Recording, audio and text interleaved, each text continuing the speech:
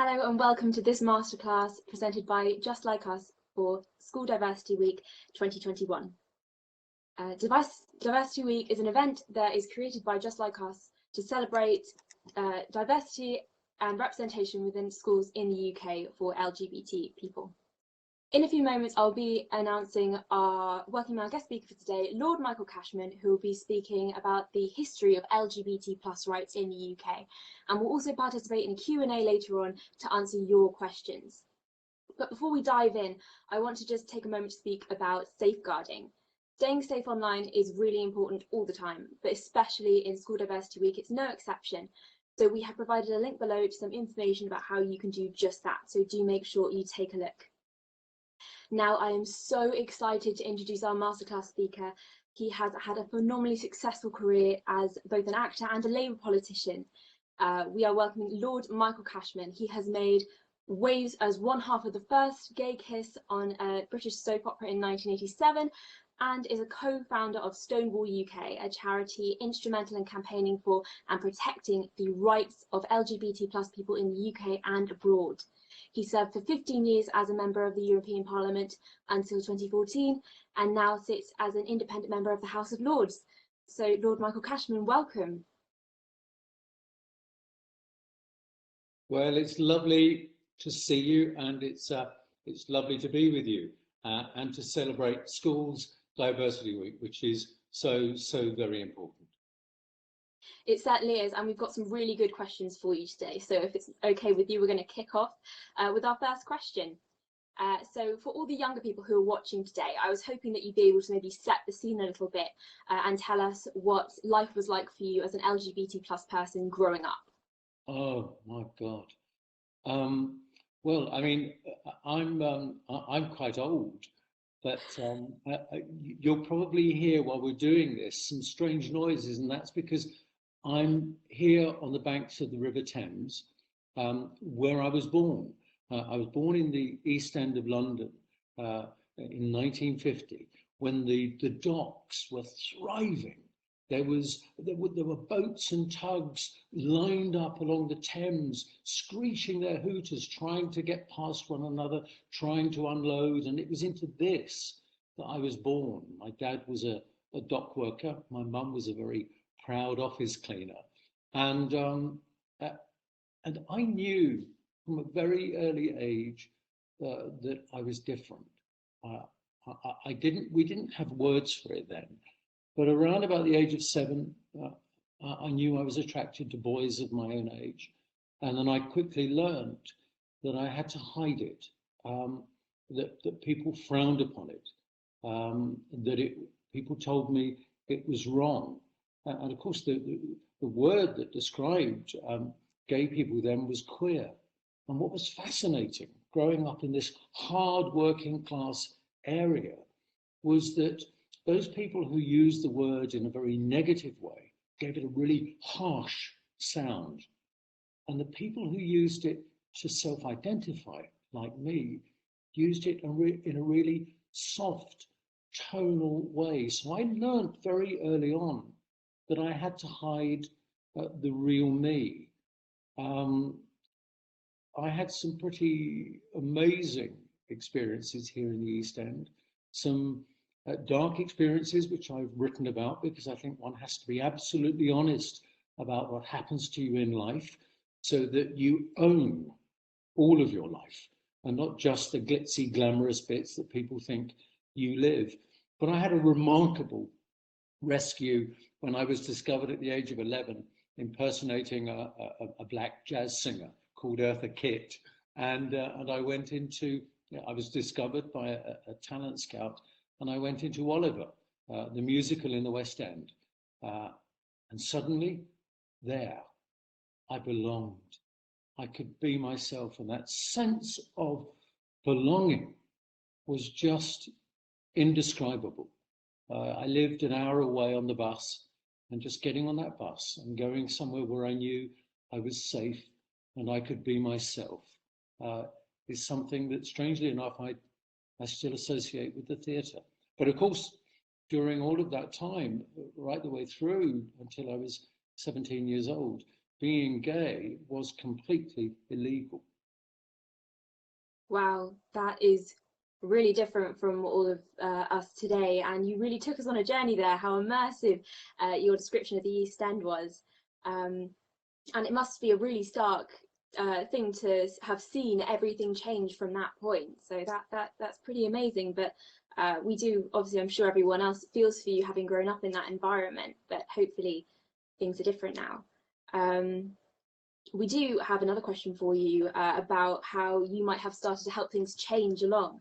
And we want to know, when do you feel your career in politics, focusing on LGBT plus rights, really began? When did you first get into that? I think if my dad was alive, he would say it began the first time I had a fight. I was very good in standing up for other people, not so good, interestingly enough, in standing up for myself. But seriously, answering that question, as an actor, because I then carried on and had a very successful career as an actor, from a child actor into in my 20s, doing major movies with people like Elizabeth Taylor, who was a very big star, David Hemmings, Michael Caine, going into the West End again. I had a really strong sense of my identity as an actor. But again, because it was illegal up until 1967, when the law partially decriminalized homosexuality in certain circumstances, you still had to hide it. Although at work you could be yourself, but you again had to kind of cloak it with a degree of conformity. When it really took off, I think, was when I went on my first gay pride march. The gay pride marches are not now are not what they were all those years ago in the 70s. And I went on my first in 1979. Disparate group of people, all ages, all types, all shapes, all sizes, different ethnicities. And the one thing we had in common was that we were out there and we were proud. By that time, I had come out to my parents. I came out in my mid-20s to my parents, although I came out to my friends and myself much earlier. And coming out to yourself is vital. It gives you the strength to accumulate the muscle, the spiritual and the intellectual muscle, to step forward into the world and remind people who you are. But going on that first Pride March, there were about 500 of us at Marble Arch, and we went down Oxford Street, shouting slogans like 2, 4, 6, 8. Is that copper really straight? We had lots of police protecting us. And the other one we shouted was, we're here, we're queer, and we're not going shopping, though, truth to be told, quite a few of us did along Oxford Street. But seriously, that going on that march gave me a political identity without a party political kind of connection. But I joined the Labour Party before then. But again, political parties didn't talk about these things. People must remember that now we have LGBT History Month every February, but that only started in 2005. Before that, most of my life, I've been illegal. I haven't had equal rights. And indeed, growing up, you could be sacked for being lesbian, gay, bisexual, trans. You could be denied housing, goods and services. You could be vilified. There would be hate speech. All of the things that we have now only came in the late 1990s. And so when I was in EastEnders, which was an incredible step when the BBC decided to bring into this popular show, which had then 11 million viewers per episode, to bring in 2 gay characters that were non-stereotypical.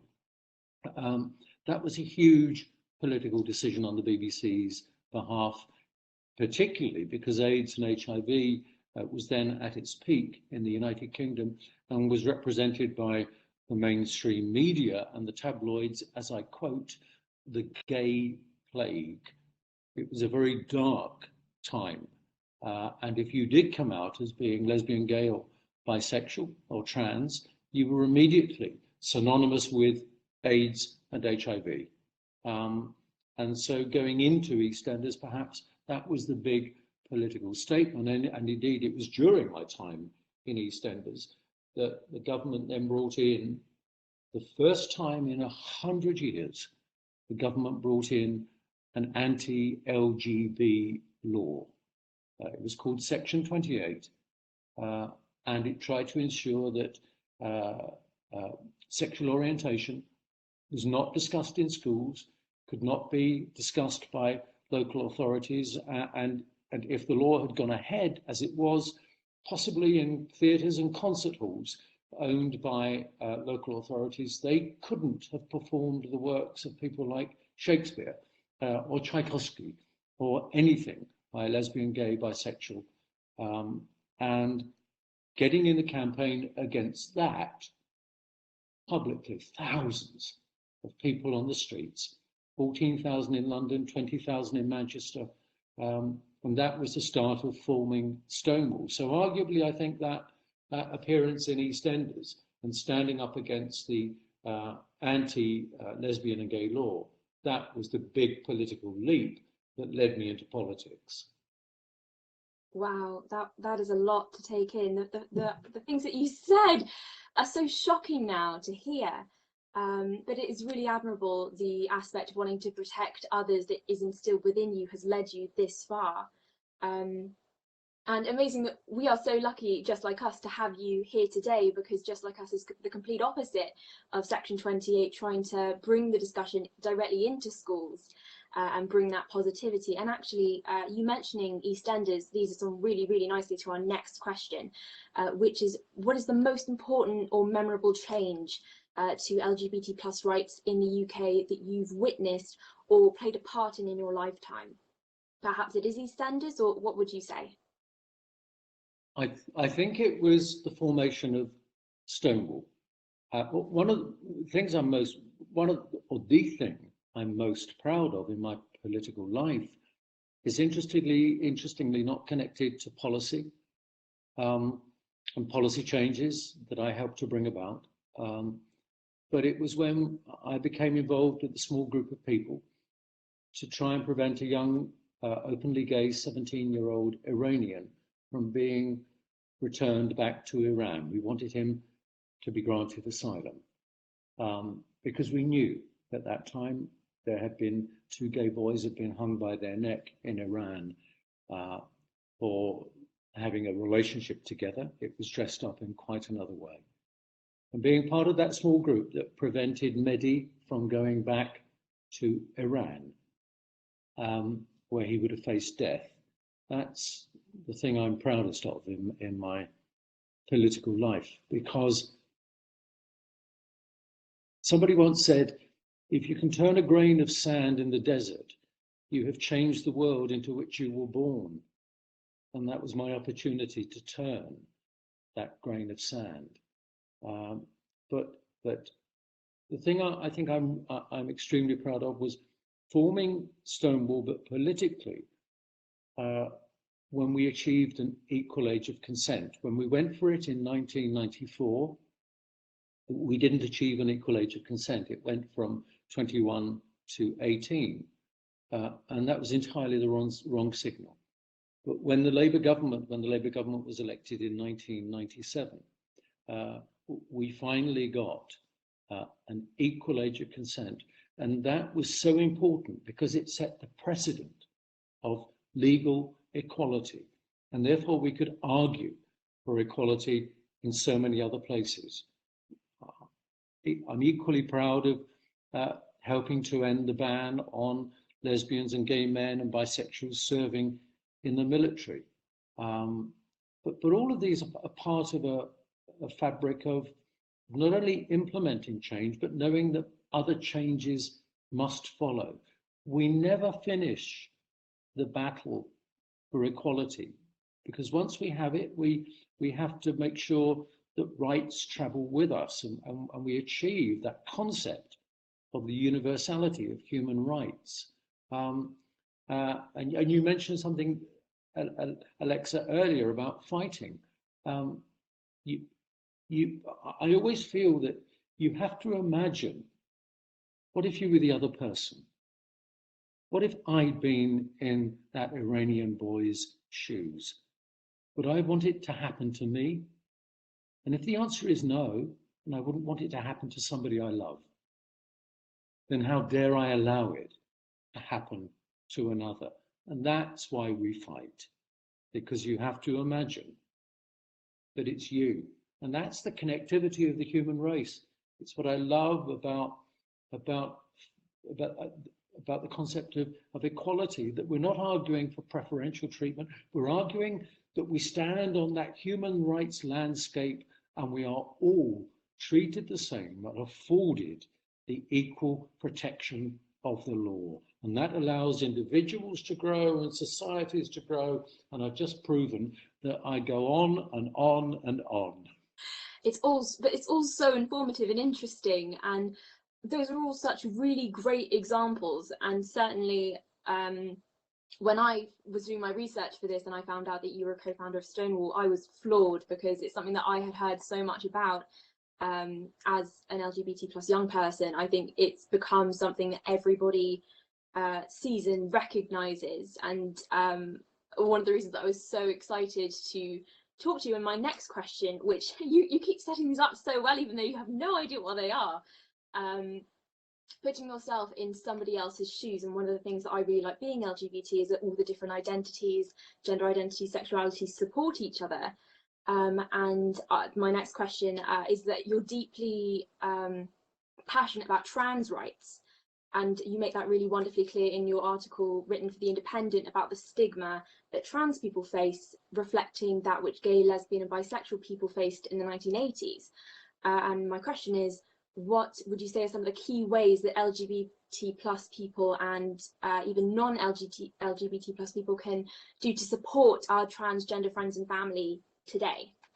Brilliant. In a way, you've answered the question for me, in that you have to, first of all, recognize that no one has the ability to look into somebody's soul and tell them what their identity is, or who they love, or who they should love.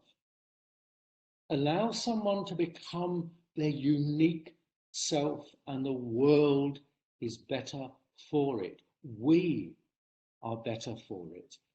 And recognize, in the very short period of history, going back to the 1930s in Europe, and recognizing what Pastor Niemöller wrote about when he said they came for the trade unionists, and I was not a trade unionist, so I did not speak out.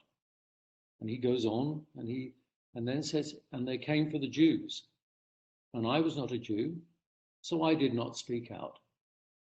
When they came for me, there was no one left to speak out. All of our rights are connected one to the other. We are the human race. We are social and sociable. We cannot exist without one another, as different as we are to each other. Twins are not the same. They look the same, but the difference that they have is celebrated. So celebrating that difference, but knowing as an ally or as an LGBT person, what if I was standing in the shoes of that young trans teenager? Would I want to face that defamation, that stigmatization, the misrepresentation, the discrimination on a daily basis? Would I want that to happen to me or to anybody else? And the answer must surely be no. And therefore, and that's why, as allies, you know, the advances that we've made in the United Kingdom haven't, I keep reminding myself, they've not been achieved by my generation. They've been realized whilst my generation is here, but they've been achieved because thousands of generations of women and men have stood up and said, you cannot do that. Or they said, that's me.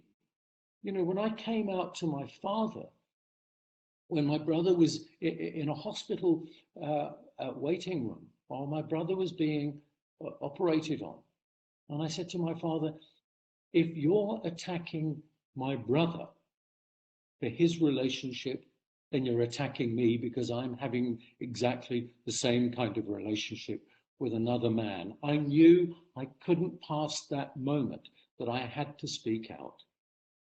And we must speak out, because our rights are never encased in steel and cement in order to protect them. They sometimes operate at the whim of another individual. Speak out for the other, because ultimately somebody needs to speak out for us. Speak out for the other is such a great way to put it, and I really liked how you took it down to a human level, not the differences, but it's the base similarity that links us. And I think that's a really great answer to that question. We're getting down to the end of these questions, and we'll move on to the Q&A in a moment, but I just have a couple more. Do you feel that having an interest in politics is good to make you a good ally? Do you think that's necessary to be a good ally to the LGBT plus community? I think what being a good ally is being interested in life, being open to what's going on around you. The young generation have lived through and are living through a pretty unique and remarkable time, not seen really in the last 100 years since the Spanish flu. COVID has made us, for some LGBT individuals and LGBT teens, it's been very difficult. I should say LGBTQ+, because I also include intersex people and the wide spectrum within this. They've had difficult times, sometimes being in places where it's difficult to be themselves, it's difficult to communicate with their friends and their allies. But what it's exposed is, I think, the inadequacies of the life that we lead, that we don't pay enough attention to the communities in which we live. My own community here in the East End, not only the LGBTQ plus community, but the wider community. I've had my eyes opened to what's been going on.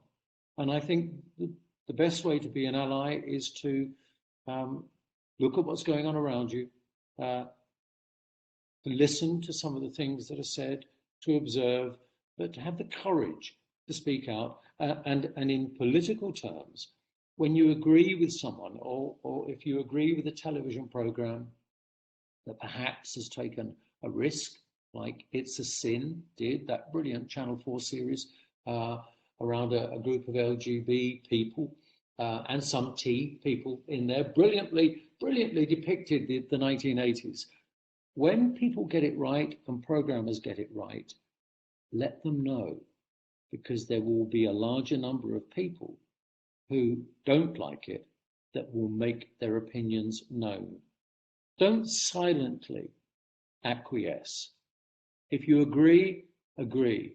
If you disagree, don't sit in silence, because the silence will be taken as agreement. Connect, engage, and it goes back to that lovely concept of imagine. There's a brilliant, I won't quote it now, there's a brilliant quote, speech of Shakespeare's from a play he co-wrote, the only play he co-wrote, called Thomas More. And there's a wonderful speech where Thomas More turns up because the citizens of London had rebelled, because, listen to this, right, over 400 years ago, the strangers have made their way from Calais to Dover to London. And Thomas More has to quell them. And in parenthesis, briefly, he says, you bid that they be removed, the stranger, with their children upon their back, their family at their side, their belongings at their feet. You bid that they be removed. Imagine you are the stranger, with your children upon your back, your family at your side, your belongings at your feet. Imagine you are the stranger and bid that they be removed and show your Montanish inhumanity. 450 years ago, strangers, asylum seekers, refugees, people of a different ethnicity, different sexual orientation, depicted as strangers, stand up for the stranger. That was incredible. That was really good. And it's such a great message. So impressive that you can just do that. I have a lot of... I paraphrased Shakespeare there. I was waiting for the lightning bolt from the bard himself to strike me out. But honestly, the original speech is beautifully written with such incredible imagery. I think we're all going to have to go and have a look at that after this. We're going to have to see that for ourselves as well. And then finally, our final question before we get to hear from some of our ambassadors. Do you have a message for young people who are celebrating this School Diversity Week? My message is, you are unique. There is nobody like you. Become yourself and be yourself. And that way you will own your space in the world, and you will not have space loaned to you by pretending to be somebody else. We all deserve to be loved. So therefore, be proud to be you, whoever you are, and whatever you are, and know that you're loved. Schools Diversity Week is about celebrating difference, because as the human race, it's the only thing we have in common. Well, I already feel inspired. That's such a great message. I'm sure everybody watching will really appreciate it. And now we're going to hear some questions from our audience. And all the questions today have been submitted by school students, and they're being asked today by some of our Just Like Us ambassadors. So I believe our first question is going to be asked by Tristan. Hi, thank you for that really inspiring talk. It's really interesting to learn so much about LGBT plus history in the UK. Thank you, Tristan. Thank you. Yes, sorry, I use he and him pronouns, I forgot to say. My question is, as an LGBT plus activist, if you could go back in time and change one thing that you'd done, what would it be and why? Thank you. What a wonderful question. As an LGBT activist, I think it would have to be that I remained in the European Parliament, fight and fight and fight to retain our membership, because I do know that we can achieve so much more by acting together, by being in solidarity with one another, by recognizing our difference. When I was in the European Parliament, the LGBT plus intergroup, which is a cross-party group, became the single biggest intergroup in the Parliament and the most successful, looking out across 28 countries and indeed the rest of the world, because of the agreements that the EU has with the rest of the world, and within its trade agreements, it has human rights agreements. And I worked on anti-discrimination programs on the basis of race, ethnicity, religion, belief, age, disability, gender, sexual orientation. When I worked on the Schengen Border Code, I made certain that those principles of non-discrimination, for the first time ever, were introduced into a law that was not about anti-discrimination. And so being amongst a parliament that works with 28 governments to achieve progress and change, and there still needs to be progress made in countries such as Poland and Hungary, to name just two, but there are many others. So my change would be that I hadn't left in 2014 that I remained. I'm not saying I would have changed it, but I would have given them a run for their money. And on a personal level, the only thing I would change is to have my darling husband back. We had 31 years together, and Tristan, when I said to him, I said, we've been together 31 years. He went, good God, that's longer than my inside leg. He sadly died of a rather aggressive cancer at a young age. So have him back with me in the European Parliament, and I'd be a very happy man. Thank you. That's a great answer, and I'm sorry for your loss, and I wish you long life. Shall we hear from another ambassador? The next one we have is Freya. Hi, I just want to say that your words earlier were incredibly evocative and inspiring, and I think I can speak for everyone when I say that they've really struck a chord with all of us. And my question is, what's the biggest hurdle that you faced during your time as an LGBT+ activist? Thank you, Freya, for those kind and supportive words. And we all need them, so thank you. The thing a lot of us battle with as activists is self-doubt. And I've been open about the depression that I battle with, particularly since Paul died. So to hear your words of support is really lovely. And I say those things openly, not because I want people to connect, but I think the more we talk about how we feel and the battles that each of us go through, I think we reach a hand out to one another. My biggest battle, I have to say, was when we were setting up Stonewall. And Stonewall was in its very early years.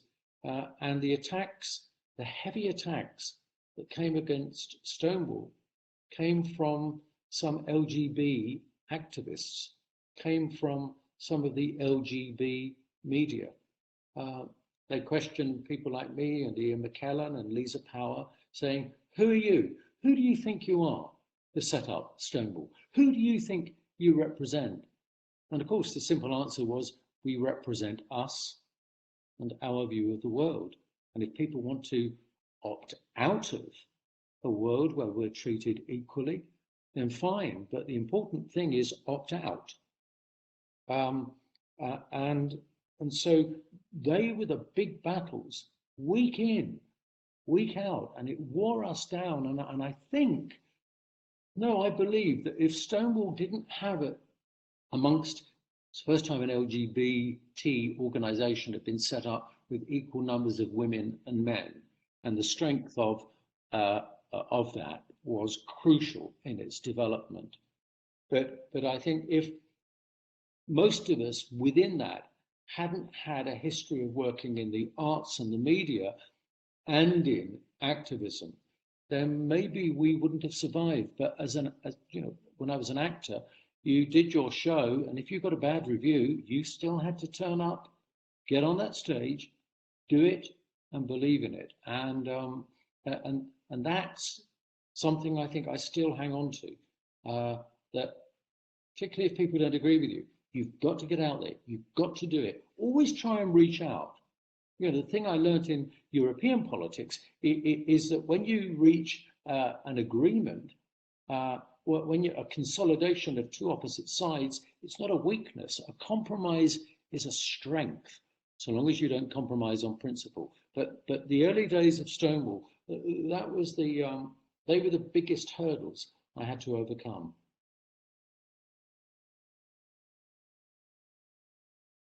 That is really impressive, and I think we're all really grateful for your resilience in keeping going in the face of all that adversity, because now we have something so strong to support us as Stonewall. So Alexa, before we bring in the next ambassador, I think it's important, given Freya's excellent question, to remind ourselves that that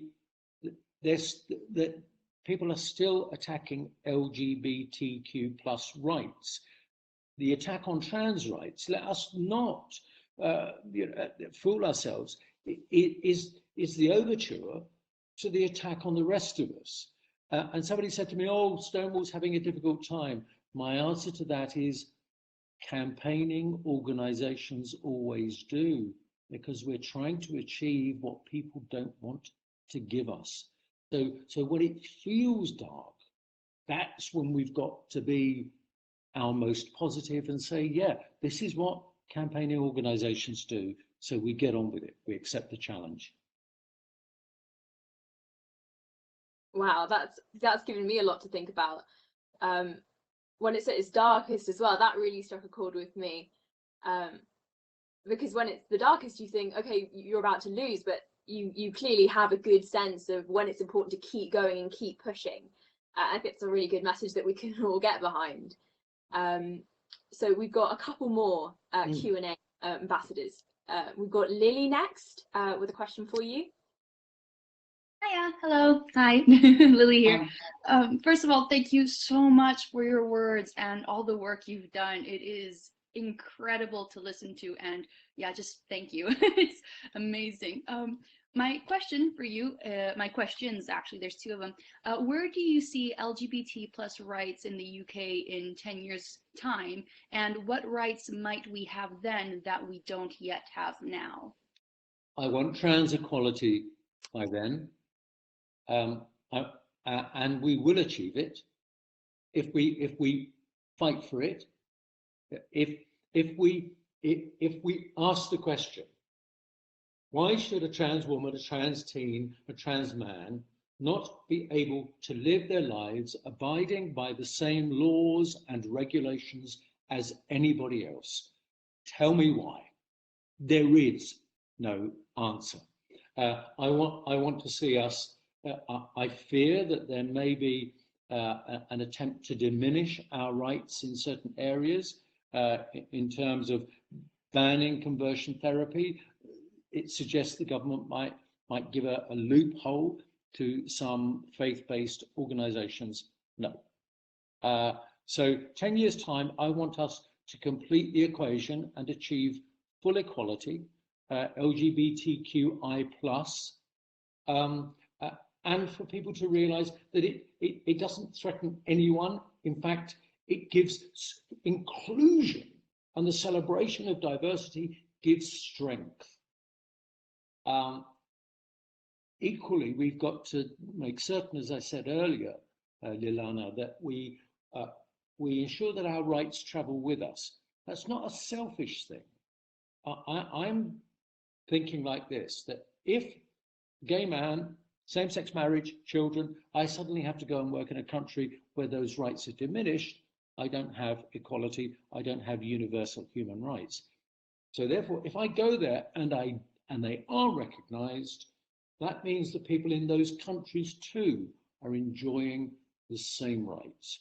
And that is my quest, the global equality message, and we achieve it not through our direct activism, politics and diplomacy, but by encouraging those multinational networks of corporates so that they win not only the economic arguments for equality, but point out the economic consequences of inequality, i.e., we can't bring the talent to this country to develop our business in this way, so that makes our lives difficult if you pass these anti-LGBTQI+ laws.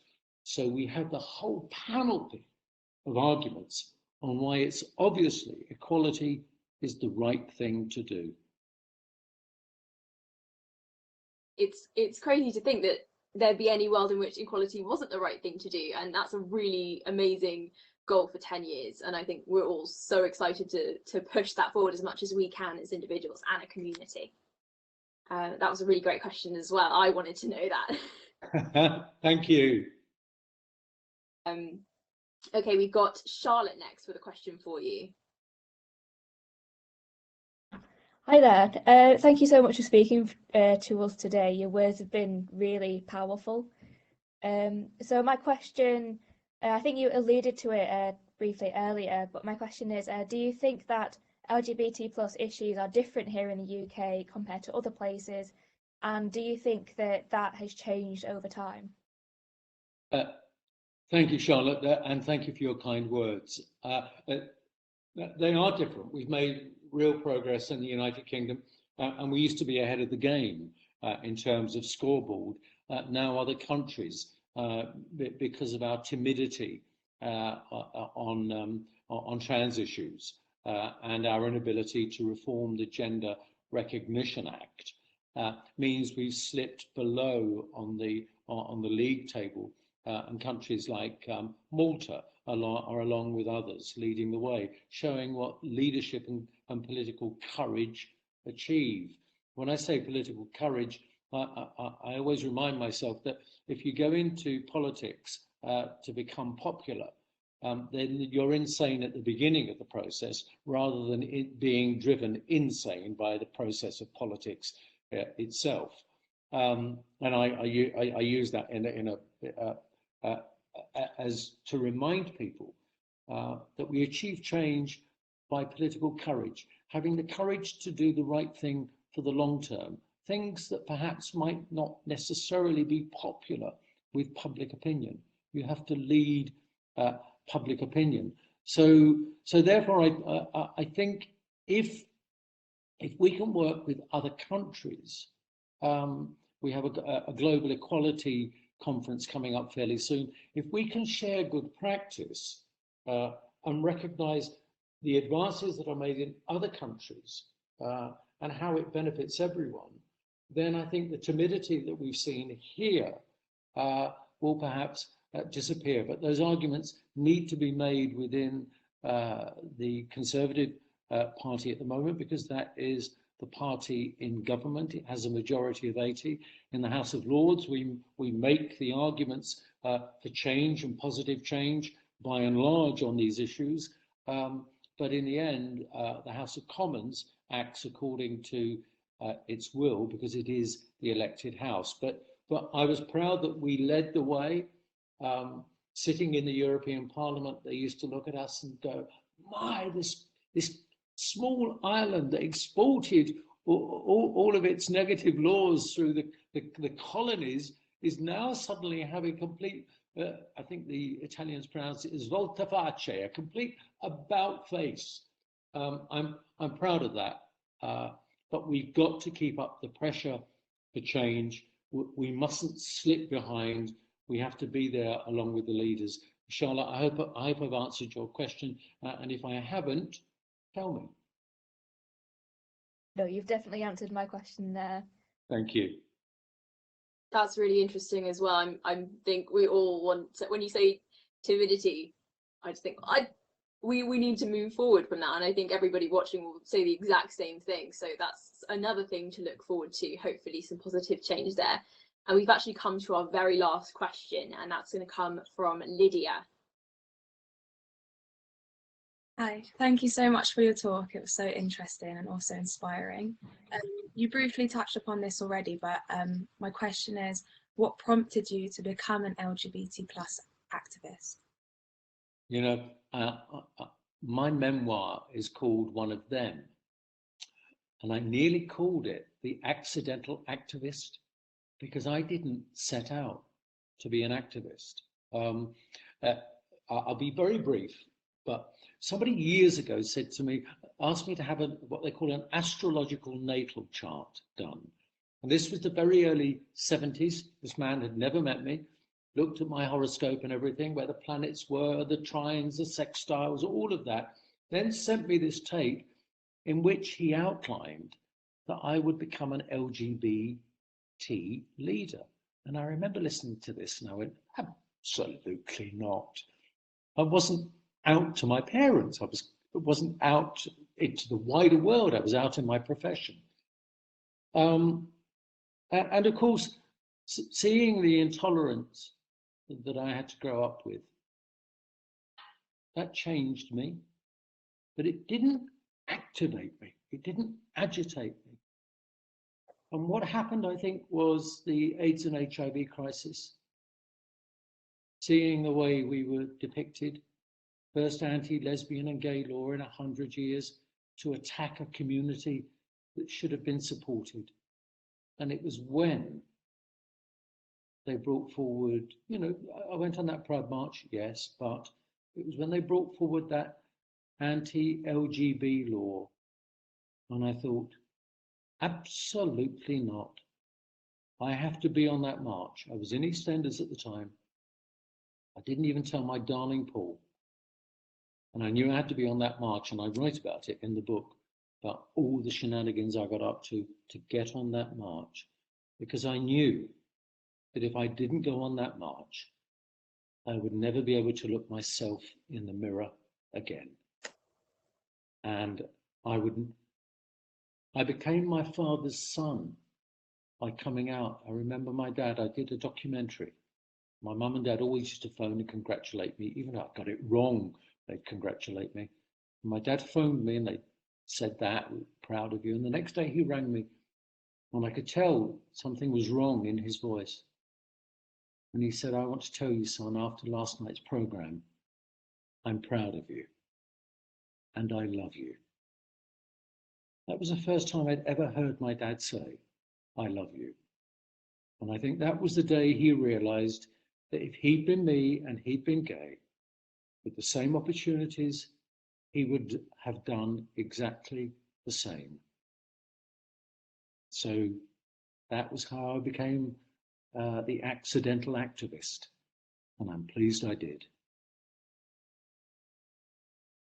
What an amazing moment that must have been. Oh, it wrecked me. Oh, goodness. Also, it must have been so unusual to have your future prophesized in that way with your natal chart. That must have been a really spooky moment.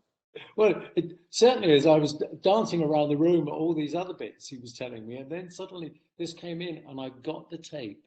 And I often say to someone, if you really want to know me, the dark bits, the moody bits, all of it, it's all there in that tape. Wow. What a tape that must be. That has so much. That is part of your history, which is incredible. And this has been just the most amazing thing, talking to you, speaking to you. That is all of our questions today, and our masterclass is coming to an end. Which is so sad because this has been so wonderful and it's been a pleasure speaking to you. And I hope you've enjoyed it well. Can I just say, you've been a wonderful host. Thank you for the way you've made this feel so nice. But I want to say to those who are watching and listening during Schools Diversity Week, we're here for you. We're doing this for us, but you matter to us. Remember, we are in all of this together. No one is alone. And thank you for giving me, Alexa, and Just Like Us, this opportunity to chat with you and to share my little view of history and the world. Thank you so much. What a beautiful way to end. That really just sets the tone. Thank you so much. So thank you so much to Lord Michael Cashman for joining us today. I'm sure everyone will agree with me. It's been an absolute pleasure speaking with you today. This masterclass is coming to an end. Thank you so much for everybody who sent in their questions and who joined in. Those were some really informative questions.